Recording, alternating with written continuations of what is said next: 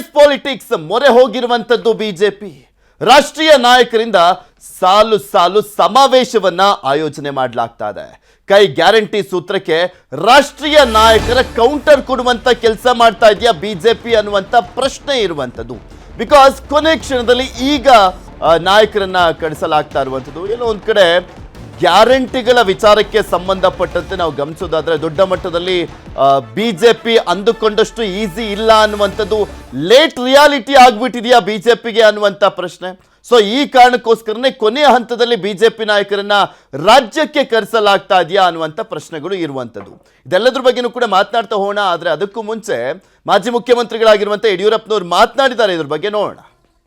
ಇವತ್ತು ನಾನು ಒಂದೇ ಒಂದು ಪ್ರಶ್ನೆನ ಕಾಂಗ್ರೆಸ್ನವರು ಕೇಳ್ತಾನೆ, ನಿಮ್ಮ ಪ್ರಧಾನಿಯ ಅಭ್ಯರ್ಥಿ ಯಾರು ಅಂತ ಹೇಳ್ತೀರಾ? ಹೆಸರು ಯಾರಾದರೂ ಬಂದು?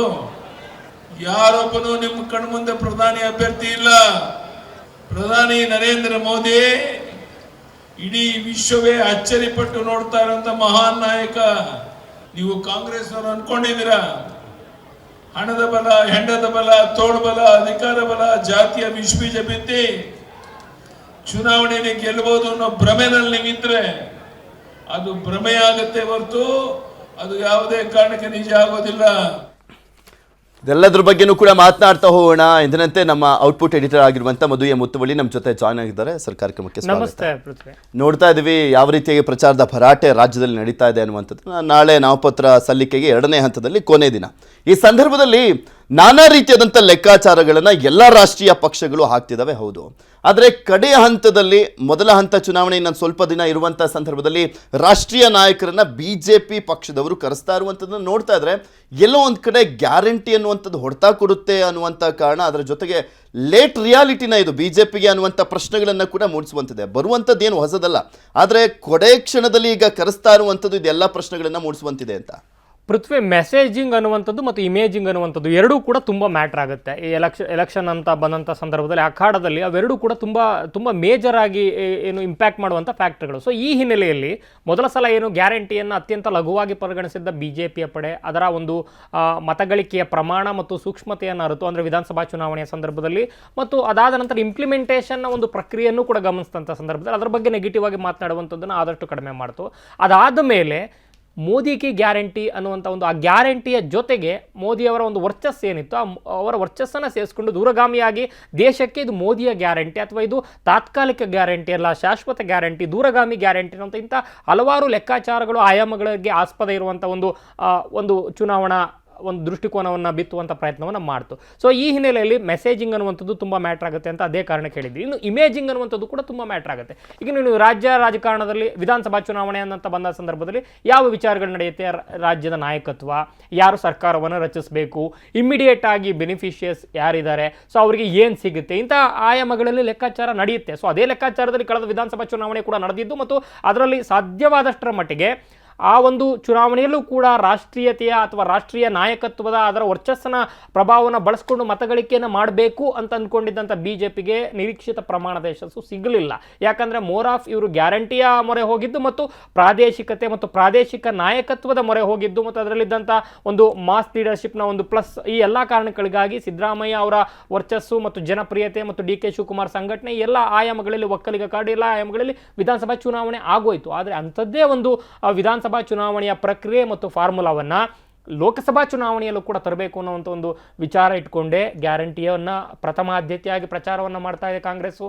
ಮತ್ತು ಗ್ರೌಂಡ್ ರಿಪೋರ್ಟಲ್ಲಿ ಯಾವ ರೀತಿ ಸೆಟ್ ಮಾಡಬೇಕು, ಗ್ರೌಂಡ್ ರಿಪೋರ್ಟ್ ನಾವು ಗಮನಿಸಿದಂಥ ಸಂದರ್ಭದಲ್ಲಿ ಒಂದೋ ಗ್ಯಾರಂಟಿ ಇಲ್ಲ ಸಿದ್ದರಾಮಯ್ಯ ಇಲ್ಲ ಡಿ ಕೆ ಶಿವಕುಮಾರ್ ಮತ್ತೆ ಈಗ ಒಕ್ಕಲಿಗ ಕಾರ್ಡನ್ನು ಪ್ಲೇ ಮಾಡ್ತಾ ಇದ್ದಾರೆ, ಅವಕಾಶ ಇದೆ ಅನ್ನುವಂಥ ಒಂದು ಕಾರ್ಡನ್ನು ಈಗ ಸಿಕ್ಕಿರುವಂಥ ಪ್ರಮಾಣ ಅದರ ತೀವ್ರತೆ ಏನೇ ಇರಲಿ, ಆದರೆ ಮುಂದೆ ಒಕ್ಕಲಿಗರಿಗೆ ಮುಖ್ಯಮಂತ್ರಿ ಆಗುವಂಥ ಅವಕಾಶ ಇದೆ ಅನ್ನೋಂಥ ಒಂದು ಮೆಸೇಜನ್ನು ತುಂಬ ಕೊಡ್ತಾ ಇರುವಂಥದ್ದು. ಮತ್ತು ಸಿದ್ದರಾಮಯ್ಯ ಅವರು ನನಗೋಸ್ಕರ ಮತ ಕೊಡಿ ಅಂತ, ಹೇಗೆ ಮೋದಿ ಅವ್ರಿಗೋಸ್ಕರ ಮತ ಕೊಡಿ ಅಂತ ರಾಷ್ಟ್ರೀಯ ಮಟ್ಟದಲ್ಲಿ ಚುನಾವಣೆಗಳು ಅಥವಾ ಬೇರೆ ರಾಜ್ಯಗಳು ನಡೆಯುತ್ತೆ, ಅಂಥದ್ದೇ ಒಂದು ಇಲ್ಲಿನ ಸ್ಥಳೀಯ ಪ್ರಾದೇಶಿಕ ಜನಪ್ರಿಯತೆ ಇರುವಂಥ ನಾಯಕತ್ವಕ್ಕೆ ಮನ್ನಣೆ ಕೊಡುವಂಥ ಅಥವಾ ಅದರ ಆಧಾರದಲ್ಲಿ ಚುನಾವಣೆ ಮಾಡುವಂಥ ಲೆಕ್ಕಾಚಾರವನ್ನು ಮಾಡ್ತಾ ಇದೆ ಕಾಂಗ್ರೆಸ್. ಅದಾಗಬಾರ್ದು. ಅದಾದರೆ ಮತಗಳಿಕೆಯಲ್ಲಿ ಹೊಡೆತ ಬಿಡುತ್ತೆ. ಏನು ವೋಟ್ ಶೇರ್ ಏನಿದೆ, ಎಕ್ಸಾಕ್ಟ್ಲಿ ನೀವು ಹೇಳ್ದಂತೆ ರಾಜ್ಯದ ಕೇಂದ್ರೀಕೃತವಾಗಿ ಕಾಂಗ್ರೆಸ್ ಎಲೆಕ್ಷನ್ ಫೇಸ್ ಮಾಡಲಿಕ್ಕೆ ಟ್ರೈ ಮಾಡಿದಷ್ಟು ಅದಕ್ಕೆ ಸಕ್ಸಸ್ ಸಿಗುತ್ತೆ ಅನ್ನೋದು. ಯಾಕೆಂದ್ರೆ ಅವ್ರು 25 ಗ್ಯಾರಂಟಿ ಘೋಷಣೆ ಮಾಡಿದ್ದಾರೆ, ಆದ್ರೆ ಅದೆಲ್ಲವೂ ಕೂಡ ಗೌಣವಾಗಿದೆ. ಇವ್ರು ಘೋಷಣೆ ಮಾಡಿ ಅದನ್ನ ಜಾರಿ ಮಾಡಿರುವಂತ 5 ಗ್ಯಾರಂಟಿಗಳ ಮುಖಾಂತರ ಮಾತ್ರ ಮತವನ್ನ ಕೇಳ್ತಾ ಇರುವಂತದ್ದು ನೋಡ್ತಾ ಇದೀವಿ. ಸೊ ಇದು ಇನ್ನೂ ಕಂಟಿನ್ಯೂ ಆದಷ್ಟು ಬಿಜೆಪಿಗೆ ಹೊಡೆತ ಬೀಳುತ್ತೆ ಅನ್ನುವಂತ ಕಾರಣಕ್ಕೋಸ್ಕರ ರಾಷ್ಟ್ರೀಯತೆ, ರಾಷ್ಟ್ರೀಕರಣ, ರಾಮ ಜನ್ಮಭೂಮಿ ಇದೆಲ್ಲವೂ ಈಗ ನೋಡಿ, ಈಗ ರಾಮ ಜನ್ಮಭೂಮಿ ಎಲ್ಲವನ್ನು ಕೂಡ, ಈಗ ರಾಮ ಮಂದಿರ ಎಲ್ಲವೂ ಕೂಡ ಇದ್ರೂ ಕೂಡ ಅದರ ಆಚೆಗೂ ಕೂಡ ಇದರಲ್ಲಿ ಈ ಚುನಾವಣೆ ನಡೀತಾ ಇರುವಂತದ್ದು ಸಿದ್ದರಾಮಯ್ಯ ಅವರ ಆಯ್ಕೆಗಲ್ಲ, DK ಶಿವಕುಮಾರ್ ಆಯ್ಕೆಗಲ್ಲ, ಅಥವಾ ಇಲ್ಲಿನ ಸರ್ಕಾರದ ಆಯ್ಕೆಗಲ್ಲ. ವಿಶ್ವ ಮಟ್ಟದಲ್ಲಿ ದೇಶವನ್ನ ಮುನ್ನಡೆಸುವಂಥವ್ರು ಯಾರು, ದೇಶದ ನಾಯಕತ್ವ ಯಾರಿಗೆ, ಅದರ ವರ್ಚಸ್ಸು ಯಾರಿಗಿದೆ. ಈಗ ನಾವು ಯಡಿಯೂರಪ್ಪನವರ ಒಂದು ಬೈಟನ್ನು ಕೂಡ, ಅವರ ಹೇಳಿಕೆಯನ್ನು ಕೂಡ ಗಮನಿಸಿದ್ವಿ. ಯಾರಿದ್ದಾರೆ ನಿಮ್ಮ ಒಟ್ಟಾರೆ ಒಕ್ಕೂಟದಲ್ಲಿರ್ಬೋದು ಅಥವಾ ನಿಮ್ಮ ಪಕ್ಷದಲ್ಲಿರ್ಬೋದು, ಒಬ್ಬ ಪ್ರಧಾನಿ ಅಭ್ಯರ್ಥಿಯನ್ನ ಹೆಸರಿಸಿ ಅಂತ. ಸೊ ಆ ರೀತಿ ಹೇಳುವ ಮೂಲಕ ಬಿಜೆಪಿ ಮೋರ್ ಆಫ್ ಇದನ್ನ ಅಲ್ಟ್ರಾ ನ್ಯಾಷನಲಿಸಮ್ ಅಲ್ಲಿ ತಗೊಂಡು ಹೋಗಬೇಕು. ಅದು ತಗೊಂಡು ಹೋದಂಥ ಸಂದರ್ಭದಲ್ಲಿ ಮಾತ್ರ ದೇಶಕ್ಕೆ ಹಾಕುವಂಥ ಇದು ಮತ ಅನ್ನುವಂಥದ್ದನ್ನು ಮತದಾರರಿಗೆ ಅದನ್ನು ಮನವರಿಕೆ ಮಾಡಬೇಕು ಅನ್ನೋ ಕಾರಣಕ್ಕೇ ತುಂಬ ರಾಷ್ಟ್ರೀಯ ನಾಯಕರುಗಳನ್ನು ಇಲ್ಲಿ ಕರೆಸ್ತಾ ಇರುವಂಥದ್ದು. ಯಾಕಂದರೆ ಮೋರಾಫ್ ಈಗಾಗಲೇ ಹೇಳಿದಂತೆ ಪ್ರಾದೇಶಿಕ ಆಯಾಮಗಳಲ್ಲಿ ಅಥವಾ ಗ್ಯಾರಂಟಿಯ ವಿಚಾರಗಳಲ್ಲಿ ಚುನಾವಣೆ ನಡೆದಂಥ ಸಂದರ್ಭದಲ್ಲಿ ಹೊಡೆತ ಬೀಳಬಹುದು ಅನ್ನೋ ಕಾರಣಕ್ಕೇ ಟಿಕೆಟ್ ಹಂಚಿಕೆಯಿಂದ ಹಿಡಿದು ಹಲವಾರು ವಿಚಾರಗಳಲ್ಲಿ ಇಲ್ಲಿ ಪರ್ಯಾಯವಾಗಿ ಪ್ರಾದೇಶಿಕತೆಗೆ ಯಾವ ರೀತಿ ಟಕ್ಕರ್ ಕೊಡ್ಬೋದು. ಈಗ ಅಹಿಂದ ಮತವರ್ಗಕ್ಕೆ ಸಿದ್ದರಾಮಯ್ಯ ಇದ್ದಾರೆ, ಅಥವಾ ಒಕ್ಕಲಿಗ ಮತವರ್ಗಕ್ಕೆ DK ಶಿವಕುಮಾರ್ ಇದ್ದಾರೆ. ಅಂದರೆ ನಾವು ಯಾರನ್ನು ಬಳಸ್ಕೊಬೇಕು ಅನ್ನೋ ಕಾರಣಕ್ಕೆ ವಾಪಸ್ಸು ರೆಸ್ಟಲ್ಲಿದ್ದಂಥ ಯಡಿಯೂರಪ್ಪನವರು ಮತ್ತೆ ಅಖಾಡಕ್ಕಿಳಿದು 24/7 ಕೆಲಸ ಮಾಡುವಂಥ ಪರಿಸ್ಥಿತಿ ಬಂದಿದೆ. ವಿಜೇಂದ್ರ ಅವರಿಗೆ ಮನ್ನಣೆ ಸಿಕ್ಕಿದೆ, ಕುಮಾರಸ್ವಾಮಿ ಅವರಿಗೆ ಸ್ವಾಗತ ಸಿಕ್ಕಿದೆ. ಎಲ್ಲ ಲೆಕ್ಕಾಚಾರಗಳು ಮತಸೂತ್ರಗಳ ಆಧಾರ. ಯಾಕೆಂದರೆ ಒಂದು ಪ್ರಾದೇಶಿಕವಾಗಿ ಕಾಂಗ್ರೆಸ್ಸನ್ನು ಎದುರಿಸಬೇಕು ಅನ್ನುವಂಥದ್ದು. ಆದರೆ ಪ್ರಾದೇಶಿಕವಾಗಿ ಎದುರಿಸಿ ಅಂದರೆ ಈಗ ಅಷ್ಟೇ ಪ್ರಮಾಣದ ವರ್ಚಸ್ಸು BSY ಅವ್ರಿಗಿದೆಯಾ, ಅಥವಾ ಹೋಗಿ ಬಂದು ಅಂದರೆ ಮೇಲೆ ಕೆಳಗೆ ಆದಂಥ ಸಂದರ್ಭದಲ್ಲಿ ಅವರ ಒಂದು ಎಂಡೋರ್ಸ್ಮೆಂಟನ್ನು ಇಡೀ ಸಮುದಾಯ ಒಪ್ಪುತ್ತಾ, ಅಥವಾ ಕುಮಾರಸ್ವಾಮಿ ಅವರಿಗೆ growing popularity against growing popularity of DK Shivakumar ಅಷ್ಟೇ ಪ್ರಮಾಣದ ವರ್ಚಸ್ಸಿದೆಯಾ ಕಳಸರದ ಮತಗಳಿಕೆಯನ್ನು ಗಮನಿಸಿದ ಸಂದರ್ಭದಲ್ಲಿ. ಸೊ ಇದನ್ನು ಕೂಡ ಗಮನದಲ್ಲಿಟ್ಕೊಂಡು ಅವರನ್ನು ಮುಖವಾಗಿ ಬಳಸ್ಕೊಂಡು ಅದರ ಜೊತೆಗೆ ಒಂದು ಶಕ್ತಿಯಾಗಿ ಇದು ದೇಶಕ್ಕೆ ಹಾಕುವಂಥ ಮತ, ದೇಶದ ನಾಯಕನ ಆಯ್ಕೆಗೆ ಹಾಕುವಂಥ ಮತ ಅನ್ನುವಂಥ ಒಂದು ಮನವರಿಕೆಯನ್ನು ಪದೇ ಪದೇ ಮಾಡಬೇಕು ಅನ್ನೋ ಕಾರಣಕ್ಕೆ ಇದು ನೀವು ಆರಂಭದಲ್ಲಿ ಲೇಟ್ ರಿಯಾಲಿಟಿ ಅಂತ ಹೇಳಿದ್ರೆ, ಅದು ಲೇಟ್ ರಿಯಾಲಿಟಿ ಅಲ್ಲ. ಆ್ಯಕ್ಚುಲಿ ಮತದಾನ ನಡೆಯುವಂಥದ್ದೇ, ಮತದಾನದ ಮೇಲೆ ಇನ್ಫ್ಲುಯೆನ್ಸ್ ಆಗುವಂಥದ್ದೇ ಕಳೆದ ಮತದಾನಕ್ಕೆ ಇನ್ನೇನು 2-3 ದಿನಗಳಿದೆ ಅಥವಾ ಒಂದು ವಾರ ಇದೆ ಅನ್ನುವಂಥ ಸಂದರ್ಭದಲ್ಲಿ. ಸೊ ಆ ಮೋರ್ ಆಫ್ ನರೇಟಿವ್ನ ಬಿಲ್ಡ್ ಮಾಡಲಿಕ್ಕೆ ಅತಿ ಹೆಚ್ಚು ಅಂದರೆ ಈಗಾಗಲೇ 2-3 ಸಲ ಮೋದಿ, ಅಮಿತ್ ಶಾ ಅವರು ಬಂದು ಹೋಗಿದ್ದಾರೆ. ವೆರಾಸ್ ರಾಹುಲ್ ಗಾಂಧಿ ಅವರು ನಿನ್ನೆ ಮಾತ್ರ ಬಂದಿದ್ದು. ಯಾಕಂದರೆ ರಾಹುಲ್ ಗಾಂಧಿ ಅವರನ್ನು ಬಳಸಲಿಕ್ಕೆ ಅಥವಾ ಅವರ ಮುಖದಲ್ಲೇ ಓಟನ್ನು ನಾವು ಗೆಲ್ತೀವಿ ಅಥವಾ ಪಡಿತೀವಿ ಅನ್ನೋಂಥ ವಿಶ್ವಾಸ ಸ್ವತಃ ಕಾಂಗ್ರೆಸ್ಸಲ್ಲೂ ಇಲ್ಲ. ಯಾಕಂದರೆ ಅದೇ ವಿಚಾರವನ್ನು ಪ್ರತಿಪಕ್ಷದ ನಾಯಕರು ಕೂಡ ಪ್ರಸ್ತಾಪ ಮಾಡ್ತಾ ಇರೋದು. ನಿನ್ನೆ ಅದಕ್ಕೆ ಅವರ ನಾಯಕರನ್ನ ಮೆಚ್ಚಿಸೋಕ್ಕೋಸ್ಕರ DK ಶಿವಕುಮಾರ್ ಮಂಡ್ಯ ಸಮಾವೇಶದಲ್ಲಿ ಹೇಳಿರ್ಬೋದು, ಇವ್ರ ಕಾಲ್ಗುಣ ತುಂಬಾ ಚೆನ್ನಾಗಿದೆ, ಗುಂಡ್ಲುಪೇಟೆಯಿಂದ ತೆಲಂಗಾಣದವರೆಗೆ ನಡೆದ ಕಡೆ ಎಲ್ಲ ಸೀಟ್ ಬಂದಿದೆ ಅಂತ. ಆದರೆ ಜೋಡಯಾತ್ರೆ ಅಷ್ಟಕ್ಕೆ ಆಗಿಲ್ವಲ್ಲ, ಬೇರೆ ಕಡೆನೂ ಆಗಿತ್ತಲ್ಲ, ಉತ್ತರ ಭಾರತದ ರಾಜ್ಯಗಳಲ್ಲೂ ಆಗಿತ್ತಲ್ಲ, ಪಂಚರಾಜ್ಯ ಚುನಾವಣೆ ಆಗಿ ಸೋಲ್ತು. ಸೊ ಅದು ಗೊತ್ತಿರುವಂಥ ಓಪನ್ ಸೀಕ್ರೆಟ್. ಸೊ ಈ ಹಿನ್ನೆಲೆಯಲ್ಲಿ ತಮ್ಮ ಶಕ್ತಿ ಯಾವುದಿದೆ, ಮೋದಿ ಅನ್ನುವಂಥದ್ದು ಬಿಜೆಪಿಗಿರುವ ಸದ್ಯದ ಅತಿ ದೊಡ್ಡ ಶಕ್ತಿ. ಸೊ ಆ ಶಕ್ತಿ ಯಾವಾಗಲೂ ಕೂಡ ಒಂದು ಎಲೆಕ್ಷನ್ ಅಂತ ಬಂದಂತ ಸಂದರ್ಭದಲ್ಲಿ ಯಾವ್ದಾದ್ರು ಒಂದು ಅಲೆ ಇದ್ದೇ ಇರುತ್ತೆ. ಅಂದ್ರೆ ಮೋದಿಯ ಅಲೆಯ ನಡುವೆ ಇನ್ನೊಂದು ಯಾವ್ದಾದ್ರು ಒಂದು ಪ್ಲಸ್ ಪಾಯಿಂಟ್ ಅನ್ನ ಇಟ್ಕೊಂಡು ಬಿಜೆಪಿ ಎಲೆಕ್ಷನ್ ಅನ್ನ ಫೇಸ್ ಮಾಡ್ತಾ ಇತ್ತು. ಬಟ್ ಮೋದಿ ನಾಮಬಲ ಒಂದನ್ನೇ ನಂಬಿಕೊಂಡು ಈ ಬಾರಿ ಎಲೆಕ್ಷನ್ ನ ಫೇಸ್ ಮಾಡ್ತಾ ಇರುವಂತ ಹಿನ್ನೆಲೆಯಲ್ಲಿ ಎಲ್ಲೋ ಒಂದ್ ಕಡೆ ಇದು ಕೂಡ ಹೊಡೆತ ಬಿದ್ರೂ ಬೀಳಬಹುದು ಅನ್ನುವಂತ ಲೆಕ್ಕಾಚಾರ ಬಿಜೆಪಿಗೂ ಕೂಡ ಇದ್ದಂತೆ ಕಾಣಿಸ್ತಾ ಇದೆ. ಸಹಜವಾಗಿ ನೀವು ಹೇಳಿದಂತೆ ನೋಡಿ, ಗ್ರೌಂಡ್ ರಿಯಾಲಿಟಿಲೂ ಕೂಡ ಅದು ಕಾಣಿಸ್ತಾ ಇದೆ. ಯಾಕಂದ್ರೆ ಈಗ ನೋಡಿ, ಈ ಸಲ ತುಂಬಾ ಹಿಂದೂ ವರ್ಸಸ್ ಮುಸ್ಲಿಂ ಅನ್ನುವಂತ ಪ್ರಾಸ್ಪೆಕ್ಟಸ್ ಅಲ್ಲಿ ಈ ಸಲ ಚುನಾವಣೆ ನಡೀತಾ ಇಲ್ಲ. ರಾಮ ಮಂದಿರ ತಗೊಂಡಂತ ಟೇಕ್ ಆಫ್ ಏನಿತ್ತು, ಈಗ ನಿನ್ನೆ ಸೂರ್ಯ ತಿಲಕ ಈ ವಿಚಾರಗಳಲ್ಲಿ ಮತ್ತೆ ಸದ್ದಾಯಿತು. ಆದರೆ ಅದರ ಹೊರತಾಗಿ ರಾಮ ಮಂದಿರ ಅಷ್ಟೇ ಸಸ್ಟೈನಿಟಿಯನ್ನು ಇಟ್ಕೊಂಡಿದೆಯಾ ಅನ್ನುವಂಥದ್ದು ಈಗಲೂ ಕೂಡ ಒಂದು ರೀತಿ ಗುಪ್ತಗಾಮಿನ ರೀತಿ, ಅದು ಮತವಾಗಿ ಪರಿವರ್ತನೆ ಆಗುತ್ತೆ ಅನ್ನುವಂಥದ್ದು ಫಲಿತಾಂಶ ಬಂದ ನಂತರ. ಆದರೆ ಮೋದಿ ಅವರ ಸಂಪೂರ್ಣ ಮೋದಿ ಕೇಂದ್ರಿತವಾಗಿ ಚುನಾವಣೆ ನಡೀತಾ ಇದೆ ಅನ್ನುವಂಥದ್ದು 100% ಇವಾಗ ಕಾಣಿಸ್ತಾ ಇದೆ. ಕಳೆದ ಸಲ ಪುಲ್ವಾಮಾ ದಾಳಿ ಆದಂಥ ಸಂದರ್ಭದಲ್ಲಿ ವಾಪಸ್ ಕೊಟ್ಟಂಥ ಸರ್ಜಿಕಲ್ ಸ್ಟ್ರೈಕ್ನ ಒಂದು ದಿಟ್ಟ ನಾಯಕತ್ವ, ಪ್ರಖರ ನಾಯಕತ್ವ ಅನ್ನುವಂಥ ವಿಚಾರಗಳು, ಆತ್ಮಾಭಿಮಾನ, ಸ್ವಾಭಿಮಾನ, ರಾಷ್ಟ್ರೀಯತೆ ವಿಚಾರದಲ್ಲಿ ಇಂಥ ವಿಚಾರಗಳಿದ್ವು. ಆದರೆ ಈ ಸಲ ಅದರ ಹಿಂದೆಯೂ ಕೂಡ ಒಂದು ಹೊಸ ಮುಖ ಅಥವಾ ಪ್ರಬಲ ನಾಯಕತ್ವ ಅನ್ನುವಂಥ ಲೆಕ್ಕಾಚಾರಗಳಿದ್ವು. ಈಗ ವಿಕಸಿತ ಭಾರತ ಅನ್ನುವಂಥ ಒಂದು ಆಯಾಮದ ಜೊತೆಗೆ ಆ ವಿಕಸಿತ ಭಾರತಕ್ಕೆ ಮೂಲ ಪುರುಷ ಆಗ್ತಾರೆ ಇವರು, ಆ ವಿಕಸಿತ ಭಾರತದ ಸಂಕಲ್ಪ ಪುರುಷ ಇವರು ಅನ್ನುವಂಥ ಒಂದು ಸಂಕಲ್ಪ ಪತ್ರ ಏನು ಮೊನ್ನೆ ಬಿಡುಗಡೆ ಮಾಡಿದ್ದಾರೆ.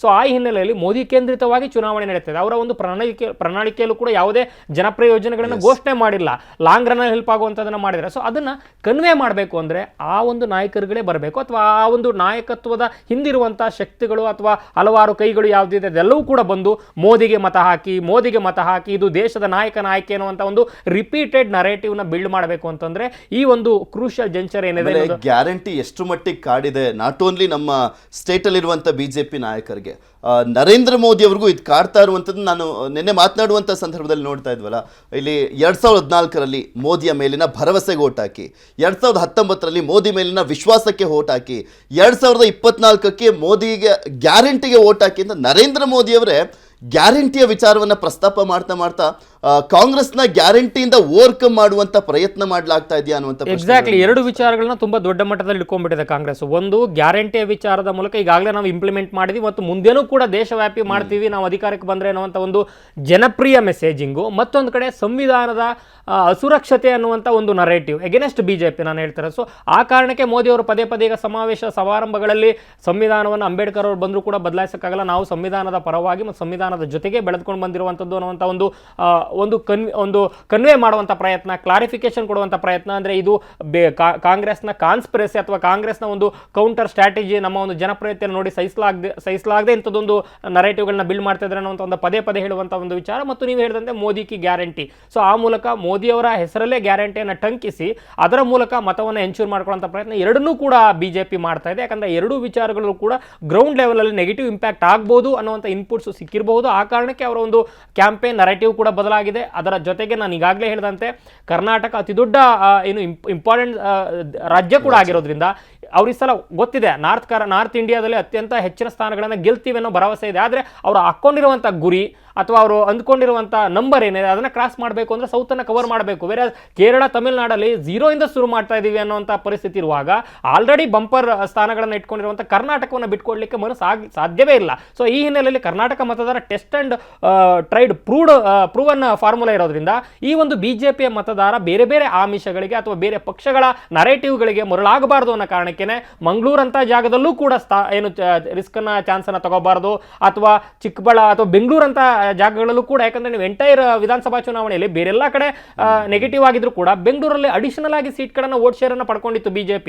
ಸೊ ಆದ್ರೂ ಕೂಡ ಬೆಂಗಳೂರಲ್ಲಿ ಯಾಕೆ ಹೆಚ್ಚಿನ ರ್ಯಾಲಿಗಳನ್ನ ಅಥವಾ ಸಭೆ ಸಮಾರಂಭಗಳನ್ನ ಮೋದಿ ಕೇಂದ್ರಿತವಾಗಿ ಮಾಡ್ತಾ ಇದ್ದಾರೆ ಅಂದ್ರೆ ನಾಟ್ ಇವನ್ ಸಿಂಗಲ್ ಚಾನ್ಸ್ ತಗೋಬಾರದು ಮತ್ತು ಮತದಾರನಿಗೆ ಕಡೆ ಕ್ಷಣದವರೆಗೂ ಕೂಡ ರಿಯಲೈಸ್ ಮಾಡಿಸ್ಬೇಕು, ನೆನಪು ಮಾಡಿಸ್ಬೇಕು. ಯಾಕಂದ್ರೆ ಶಾರ್ಟ್ ಮೆಮೊರಿ, ಈ ಕಾರಣಕ್ಕೆ ನಾವು ಇದನ್ನ ಸೀರಿಯಸ್ ಆಗಿ ಮಾಡಬೇಕು ಅನ್ನೋ ಕಾರಣಕ್ಕೆ BJPಯ ಒಂದು ಸ್ಟ್ರಾಟಜಿ ಇದರಲ್ಲಿ ಸ್ಪಷ್ಟವಾಗಿ ಕಾಣಿಸ್ತಾ ಇದೆ.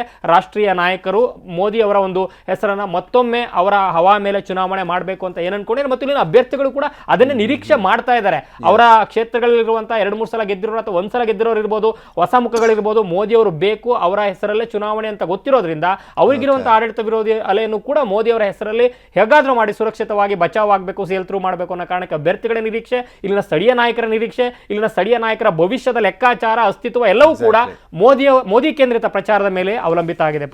ಕನ್ನಡಿಗರ ಮೆಚ್ಚಿನ ನಿಮ್ಮ ನ್ಯೂಸ್ 18 ಕನ್ನಡ ಈಗ ವಾಟ್ಸ್ಆಪ್ನಲ್ಲಿಯೂ ಲಭ್ಯ.